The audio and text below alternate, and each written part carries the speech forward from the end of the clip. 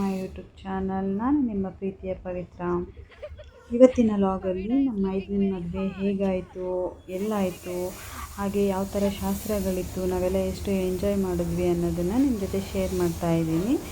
ಎಲ್ಲೂ ಸ್ಕಿಪ್ ಮಾಡದೆ ಕೊನೆ ತನಕ ಈ ವಿಡಿಯೋನ ವಾಚ್ ಮಾಡಿ. ಟೈಮು ಸುಮಾರು ಒಂದು 7:45 ಆಗಿತ್ತು ಅನಿಸುತ್ತೆ. ಬಸ್ ರೆಡಿಯಾಗಿತ್ತು. ಬಸ್ ಮನೆ ಹತ್ರ ತನಕ ಬರೋದಿಲ್ಲ, ಯಾಕೆಂತಂದರೆ ಅಲ್ಲಿ ಸ್ವಲ್ಪ ರೋಡಿನ ಕೆಲಸ ಆಗ್ತಾಯಿತ್ತು. ಹಾಗಾಗಿ ಸ್ವಲ್ಪ ಮನೆಯಿಂದ ದೂರ ನಿಲ್ಲಿಸಿದ್ರು. ಅಲ್ಲಿಗೆಲ್ಲ ನಾವೆಲ್ಲ ಬಸ್ಸಲ್ಲಿ ಹೋಗೋಣ ಅಂತ ಹೇಳಿಬಿಟ್ಟು ಚೌಟ್ರಿಗೆ ಹೋಗಬೇಕಿತ್ತು. ಹಾಗಾಗಿ ಎಲ್ಲರೂ ಬಸ್ಸಲ್ಲಿ ಹೋಗ್ತಾಯಿದ್ವಿ. ಕಾರಲ್ಲಿ ನಮ್ಮ ಮೈದನ ಮತ್ತು ನಮ್ಮ ಅತ್ತಿಗೆ ಎಲ್ಲ ಹೋದರು. ಮದುವೆ ಮುಹೂರ್ತ ಬಂದುಬಿಟ್ಟು 10 ಗಂಟೆ ಮೇಲಿತ್ತು. ಆದರೆ ಅಲ್ಲಿ ಚೌಟ್ರಿನಲ್ಲಿ ಕೆಲವು ಶಾಸ್ತ್ರಗಳಿತ್ತೆ ಅಂತ ಹೇಳಿಬಿಟ್ಟು ಬೇಗನೆ ಬರಲಿಕ್ಕೆ ಹೇಳಿದರು. ಹಾಗಾಗಿ ನಾವೆಲ್ಲ ಸ್ವಲ್ಪ ಬೇಗನೆ ಹೊರಟ್ವಿ. ಸೀಟೆಲ್ಲ ಸ್ವಲ್ಪ ಇತ್ತು. ಕೇರಳದಿಂದನೂ ರಿಲೇಷನ್ ಬರ್ತಾಯಿದ್ರು, ಸೊ ಅವರೂ ಪಿಕಪ್ ಮಾಡಬೇಕಿತ್ತು. ಹಾಗಾಗಿ ನಾವು ಲಾಸ್ಟ್ ಸೀಟಲ್ಲಿ ಕೂರೋಣ ಅಂತೇಳಿ ನಾವೆಲ್ಲ ಲಾಸ್ಟ್ ಸೀಟಲ್ಲಿ ಕೂತ್ಕೊಂಡು ಅಲ್ಲೇ ಹಾಗೆ ಒಂದು ಸೆಲ್ಫೀಸ್ ಎಲ್ಲ ತಗೊಂಡ್ವಿ. ನಾವಿಲ್ಲಿಂದ ರೈಲ್ವೆ ಸ್ಟೇಷನಿಗೆ ಹೋಗಿ ಅಲ್ಲಿಂದ ಕೇರಳದಿಂದ ರಿಲೇಷನ್ಸ್ ಎಲ್ಲ ಬಂದಿದ್ರಲ್ಲ ಅವರನ್ನೆಲ್ಲ ಪಿಕಪ್ ಮಾಡಿಕೊಂಡು ಮತ್ತು ನಾವು ಚೌಟ್ರಿಗೆ ಬಂದ್ವಿ. ಈ ಚೌಟ್ರಿ ಹೆಸರು ಬಂದುಬಿಟ್ಟು ಸೆಬೆಸ್ಟಿಯನ್ ಅಂತ ಹೇಳಿ. ಆಗುತ್ತೋ ಅಷ್ಟು ವಿಡಿಯೋ ಕವರ್ ಮಾಡಿದ್ದೇನೆ. ನಾನು ಹೇಳಿದ್ದೆ ಅಲ್ಲ, ನಾನು ಮೈಸೂರಿಂದ ನಮ್ಮ ಸಿಸ್ಟರ್ಸ್ ಇಬ್ಬರು ಬಂದಿದ್ದಾರೆ ಅಂತ ಹೇಳಿ. ಅವರಿದ್ದಿದ್ದಕ್ಕೆ ನನಗೆ ಇಷ್ಟು ವೀಡಿಯೋನಾದರೂ ಕವರ್ ಮಾಡಲಿಕ್ಕಾಯಿತು. ಅವಳೇ ಎಲ್ಲ ವೀಡಿಯೋಸ್ ಎಲ್ಲ ಮಾಡಿದ್ದು. ತುಂಬ ಹೆಲ್ಪ್ ಆಯಿತು ನನಗೆ ಅವ್ರು ಬಂದಿದ್ದು. ನಾನು ರೆಡಿ ಆಗಲಿಕ್ಕಾಗಲಿ, ಸೊ ನಾನೇ ಸೆಲ್ಫ್ ರೆಡಿಯಾಗಿದ್ದು. ಬ್ಯೂಟಿ ಪಾರ್ಲರಿಗೆ ಹೋಗೋಣ ಅಂದ್ಕೊಂಡೆ, ಮತ್ತು ಅವರು ಹೇಗೆ ಮಾಡ್ತಾರೋ ಏನೋ ಅಂತ ಹೇಳ್ಬಿಟ್ಟು ನಾನೇ ರೆಡಿ ಆದೆ. ನಾವಿಲ್ಲಿ ಹಾಲ್ ತಲುಪಿದ ಮೇಲೆ ಅಲ್ಲಿ ಹೊರಗಡೆನೇ ಕೆಲವು ಶಾಸ್ತ್ರ ಇದೆ ಅಂತ ಹೇಳಿದರು. ಅಂದರೆ ಹುಡುಗಿ ಕಡೆಯವರೆಲ್ಲ ಬಂದಿರ್ತಾರೆ. ಸೊ ಹುಡುಗಿ ಕಡೆಯವರೆಲ್ಲ ಅಲ್ಲಿ ಸಾಲಾಗಿ ನಿಂತಿರ್ತಾರೆ. ನಾವು ಈ ಕಡೆ ಆಪೋಸಿಟ್ ನಿಂತಿರ್ತೇವೆ. ಅವರು ನಮಗೆ ಅರಿಶಿನ ಕುಂಕುಮ ಎಲ್ಲ ಕೊಟ್ಬಿಟ್ಟು, ಹೂವು ಅದೆಲ್ಲ ಕೊಟ್ಬಿಟ್ಟು ಅವರು ಚೌಟ್ರಿ ಒಳಗಡೆ ವೆಲ್ಕಮ್ ಮಾಡ್ಕೊಳ್ಳೋ ಶಾಸ್ತ್ರ ಇದು.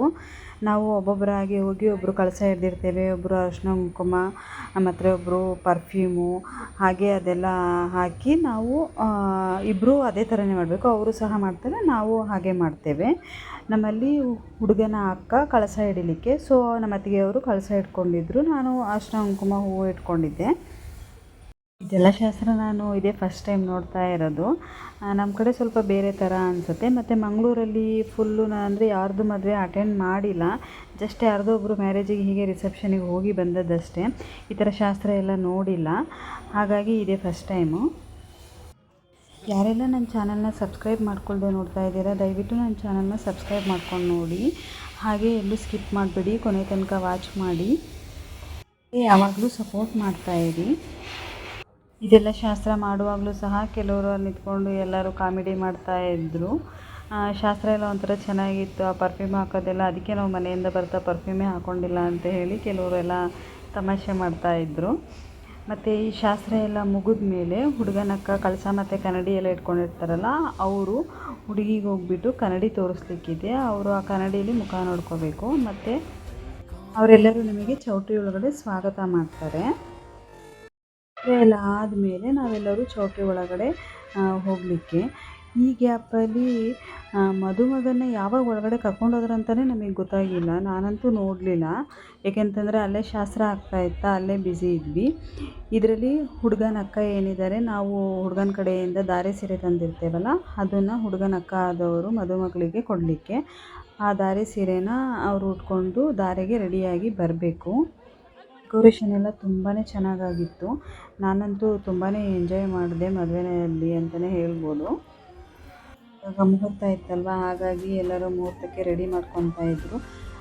ನಾನು ಆ ಗ್ಯಾಪಲ್ಲಿ ಸ್ವಲ್ಪ ರೀಲ್ಸ್ ಮಾಡ್ಕೊಂಬಿಡೋಣ, ಆಮೇಲೆ ಟೈಮ್ ಆಗೋಲ್ಲ ಅಂತ ಹೇಳಿಬಿಟ್ಟು ನಾವು ರೀಲ್ಸ್ ಮಾಡಿಕೊಂಡು ಹಾಗೆ ಸ್ವಲ್ಪ ಫೋಟೋಸ್ ತಗೊಳಕ್ಕೆ ಹೋದ್ವಿ. ನೋಡಿ, ಧಾರೆಗೆ ಎಲ್ಲ ರೆಡಿಯಾಗಿದೆ. ಇವಾಗ ಮದುಮಗ ಮತ್ತು ವಧುವನ್ನು ಕರ್ಕೊಂಬರ್ತಾರೆ. ಇವಾಗ ಶಾಸ್ತ್ರಗಳೆಲ್ಲ ನನಗೆ ಅರ್ಥ ಆಗಲಿಲ್ಲ, ಯಾಕೆಂತಂದರೆ ಅವರು ತುಳುಲಿ ಹೇಳ್ತಾಯಿದ್ರು. ನಮ್ಮ ತುಳು ಅಷ್ಟು ಬರೋದಿಲ್ಲ. ನಿಮಗೇನಾದರೂ ಅರ್ಥ ಆಯಿತು ಅಂತಂದರೆ ಕಮೆಂಟ್ ಮಾಡೋದನ್ನು ಮರಿಬೇಡಿ. ಶಾಸ್ತ್ರಗಳಿತ್ತು. ನಾನಲ್ಲಿ ಹತ್ತಿರದಲ್ಲಿರಲಿಲ್ಲ, ತುಂಬಾ ಸೆಕೆ ಆಗ್ತಾಯಿತ್ತು. ಅಲ್ಲೇ ಜನ ಸೇರಿದ್ರ, ಹಾಗಾಗಿ ಸ್ವಲ್ಪ ಹಿಂದೆ ನಿಂತ್ಕೊಂಡಿದ್ದೆ. ಆ ಲೈಟ್ ಬೆಳಕಿಗೂ ಮತ್ತು ತುಂಬ ಸೆಕೆ ಆಗ್ತಾಯಿತ್ತು. ಈಗ ಪೂಜಾರರು ತಾಳಿಗೆಲ್ಲ ಪೂಜೆ ಮಾಡಿಸಿ ಮತ್ತು ಎಲ್ಲರದ್ರನ್ನು ಕೈ ಮುಟ್ಟಿಸಿ ಕೆಲವು ಮಂತ್ರ ಎಲ್ಲ ಹೇಳ್ತಾಯಿದ್ರು. ಮತ್ತು ಅವರ ಅಪ್ಪ ಅಮ್ಮ ಎಲ್ಲ ಧಾರೆ ಎತ್ಕೊಡ್ಬೇಕಲ್ಲ, ಅದನ್ನೆಲ್ಲ ಧಾರೆ ಎರಿತಾಯಿದ್ರು.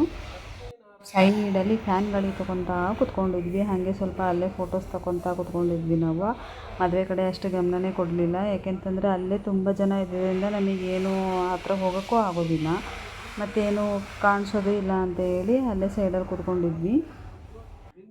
ನೋಡಿ, ನಮ್ಮ ಹಿಂದೂ ಧರ್ಮದ ಪ್ರಕಾರ ಮದುವೆ ಶಾಸ್ತ್ರ ಏನೇನು ಹೇಳುತ್ತೆ ಅಂತ ಹೇಳಿ ಅವರು ಪೂಜಾರಿ ಹೇಳ್ತಾ ಇದ್ದಾರೆ. ನನಗಂತೂ ಅರ್ಥ ಆಗ್ತಿಲ್ಲ, ನಿಮಗೆ ಅರ್ಥ ಆದರೆ ಕಾಮೆಂಟ್ ಮಾಡಿ ಆಯಿತಾ, ಕೇಳಿಸ್ಕೊಳ್ಳಿ.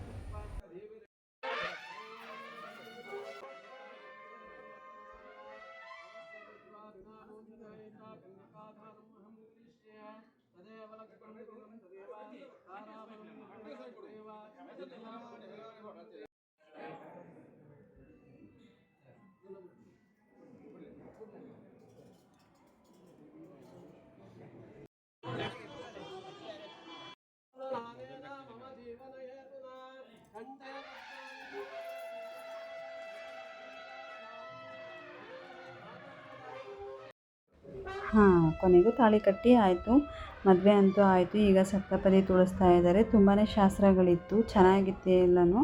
ಮದುವೆ ಅಂತೂ ತುಂಬ ಚೆನ್ನಾಗಾಯಿತು. ಹಾಗೆ ಮುಹೂರ್ತ ಟೈಮಲ್ಲಿ ಅಷ್ಟು ಜನ ಬಂದಿರಲಿಲ್ಲ, ಮತ್ತು ರಿಸೆಪ್ಷನ್ ಟೈಮ್ ಅಷ್ಟೊತ್ತಿಗೆ ತುಂಬ ಜನ ಆದರು. ಧಾರೆಯಲ್ಲಿ ಅಷ್ಟು ಜನ ಇರಲಿಲ್ಲ, ಆಲ್ಮೋಸ್ಟ್ ಫ್ಯಾಮಿಲಿ ಮತ್ತು ಕೆಲವರು ಸ್ವಲ್ಪ ಜನ ಅಷ್ಟೇ ಇದ್ದಿದ್ದು ಅನಿಸುತ್ತೆ. ತುಂಬ ಅದ್ಧೂರಿಯಾಗಿಯೇ ಆಯಿತು. ಊಟ ಎಲ್ಲನೂ ಸಹ ತುಂಬಾ ಚೆನ್ನಾಗಿತ್ತು. ನಾನು ಮೆಹಂದಿ ಲಾಗ್ ಹೇಗಾಯಿತು ಅಂತಲೂ ಅಪ್ಲೋಡ್ ಮಾಡಿದ್ದೇನೆ, ಅದರದ್ದು ಸಹ ಲಾಗ್ ನೋಡಿ. ಹೇಗಿತ್ತು ಅಂತ ಕಮೆಂಟ್ ಮಾಡೋದನ್ನು ಮರಿಬೇಡಿ. ಯಾವಾಗಲೂ ಹೀಗೆ ಸಪೋರ್ಟ್ ಮಾಡ್ತಾ ಇರಿ ಆಯಿತಾ. ಹಾಗೆ ನನ್ನ ಚಾನಲ್ನ ಸಬ್ಸ್ಕ್ರೈಬ್ ಮಾಡ್ಕೊಳ್ಳಿ. ಹಾಗೆ ಪಕ್ಕದಲ್ಲಿ ಕಾಣ್ತಾ ಇರೋಂಥ ಬೆಲ್ ಐಕನ್ನ ಪ್ರೆಸ್ ಮಾಡಿ. ನಾನು ಹಾಕೋ ಎಲ್ಲ ವಿಡಿಯೋಗಳ ನೋಟಿಫಿಕೇಷನ್ ನಿಮಗೆ ತಲುಪತ್ತೆ, ಆಗ ನೀವು ವಿಡಿಯೋ ಸಹ ನೋಡ್ಬೋದು. ಕೆಲವರು ಗೊತ್ತಿರೋರೇ ವಿಡಿಯೋ ನೋಡೋದಿಲ್ಲ, ಒಂದು ಲೈಕ್ ಮಾಡೋಕ್ಕೂ ಕಂಜೂಸ್ ಮಾಡ್ತಾರೆ. ಇನ್ನು ಗೊತ್ತಿಲ್ಲದೆ ಇರೋರೇ ಸಹ ವಿಡಿಯೋ ನೋಡಿ ತುಂಬಾ ಸಪೋರ್ಟ್ ಮಾಡ್ತಾರೆ. ಎಲ್ಲರಿಗೂ ತುಂಬ ಥ್ಯಾಂಕ್ಸ್ ಆಯಿತಾ. ಹಾಗೆ ಸುಮ್ಮನೆ ವಿಡಿಯೋ ನೋಡಿ ಹಾಗೆ ಹೋಗಬೇಡಿ, ಲೈಕ್ ಮಾಡಿ ಆಯಿತಾ.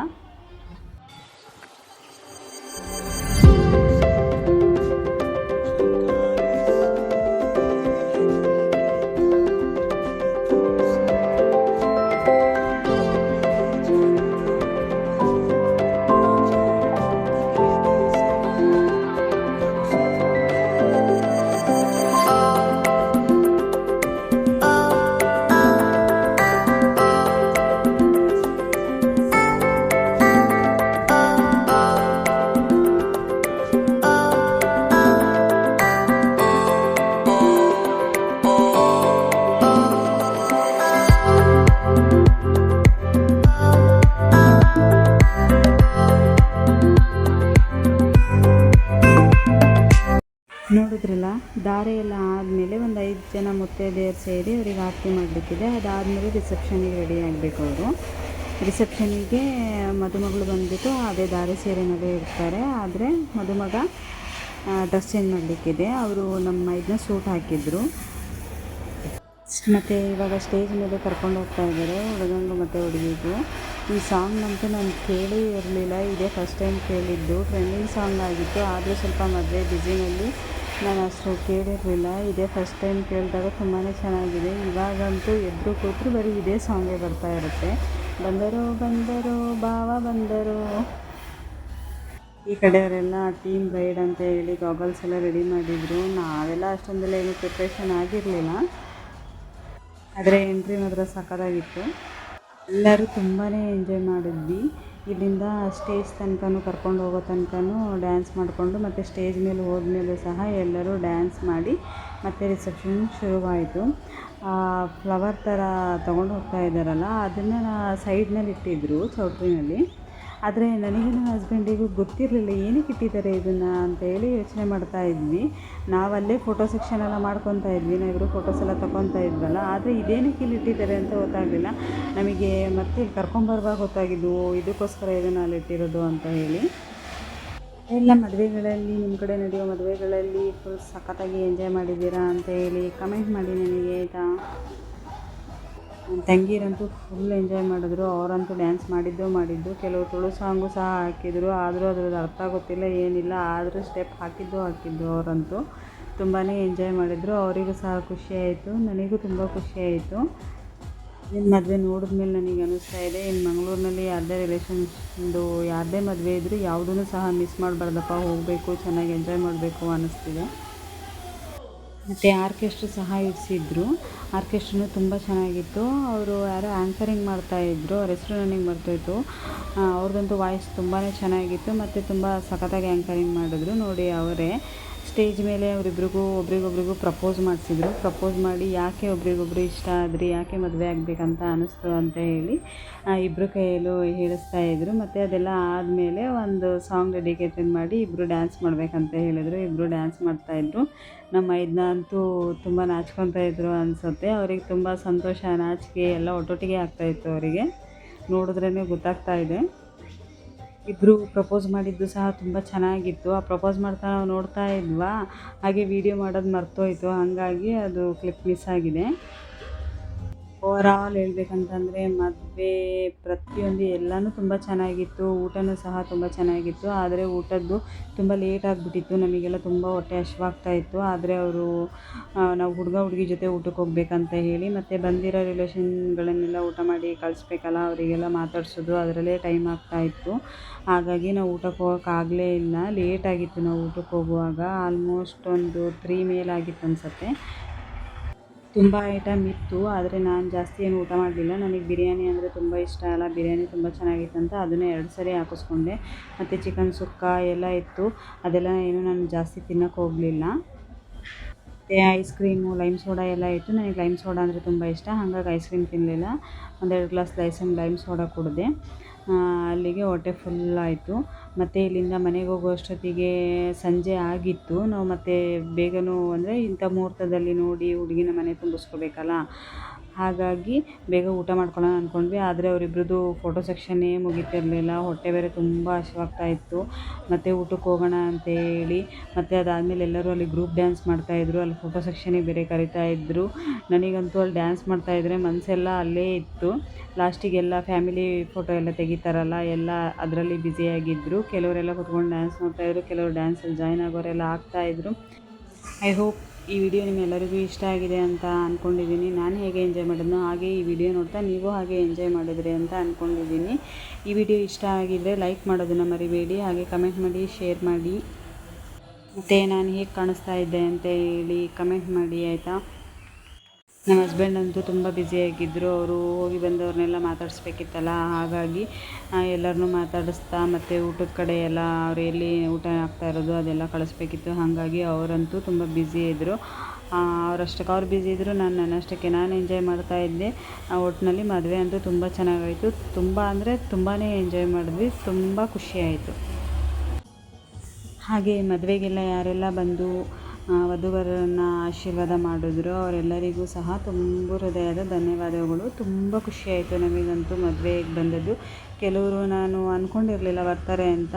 ಅಲ್ಲಿ ನಾವು ಹಳೆ ಮನೆ ಹತ್ರ ಇದ್ವಲ್ಲ, ಅವರು ನೇಬರೆಲ್ಲ ಬಂದಿದ್ದರು. ತುಂಬ ಖುಷಿಯಾಯಿತು ನನಗಂತೂ ಅವ್ರು ಮದುವೆಗೆ ಬಂದಿದ್ದು. ನಮ್ಮ ಹಳೆ ಮನೆ ಹತ್ರ ಇದ್ವಲ್ಲ, ಅವ್ರ ಓನರು ಸಹ ಬಂದಿದ್ದರು. ತುಂಬಾ ಖುಷಿಯಾಯಿತು. ಅವ್ರು ಬರ್ತಾರೆ ಅಂತ ಅಂದ್ಕೊಂಡಿರಲಿಲ್ಲ, ಬಟ್ ಬರ್ತಾರೆ ಅಂದ್ಕೊಂಡವ್ರು ಯಾರೂ ಬರಲಿಲ್ಲ. ಆದರೆ ಎಲ್ಲರೂ ಬಂದಿದ್ರಲ್ಲ, ತುಂಬಾ ಖುಷಿಯಾಯಿತು.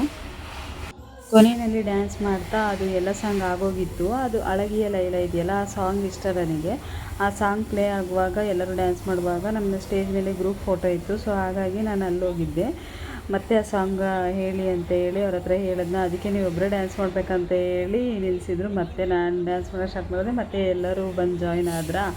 ಅಷ್ಟೊತ್ತಿಗೆ ಅಲ್ಲೊಬ್ರು ಇದ್ದವರು ನಮ್ಮ ಹಸ್ಬೆಂಡ್ ಮೇಲ್ಗಡೆಯಿಂದ ವೀಡಿಯೋ ಮಾಡ್ತಾಯಿದ್ರು. ಇದು ವೀಡಿಯೋ ಅವರೇ ಮಾಡಿದ್ದು.